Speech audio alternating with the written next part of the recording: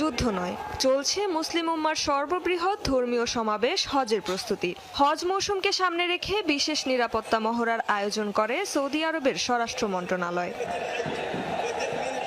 হজের মূল আনুষ্ঠানিকতা শুরুর আগেই মক্কায় অনুষ্ঠিত হয় নজরকাড়া কুচকাওয়াজ ও মহড়া। প্রদর্শনীতে তুলে ধরা হয় সৌদি পুলিশ ও জরুরি সেবা সংস্থাগুলোর সক্ষমতা।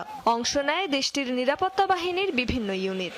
অনুষ্ঠানে উপস্থিত ছিলেন স্বরাষ্ট্রমন্ত্রী প্রিন্স আব্দুল আজিজ বিন সৌদ বিন নায়েফ। বোমা হামলার মধ্যে ধাওয়া করে অপরাধীকে ধরার কৌশল প্রদর্শিত হয় মহড়ায়। জঙ্গি হামলা বা জিম্মি পরিস্থিতি সহ যে কোনো নিরাপত্তা ঝুঁকি তৈরি হলে কিভাবে সামাল দেয়া হবে সেটিও দেখানো হয়। এছাড়া অগ্নিকাণ্ড রোধ এবং ভিভিআইপিদের নিরাপত্তার বিষয়েও চলে প্রশিক্ষণ। নিরাপত্তা বাহিনীর চৌকস সদস্য ছাড়াও হাজিদের নিরাপত্তায় অত্যাধুনিক প্রযুক্তি ব্যবহার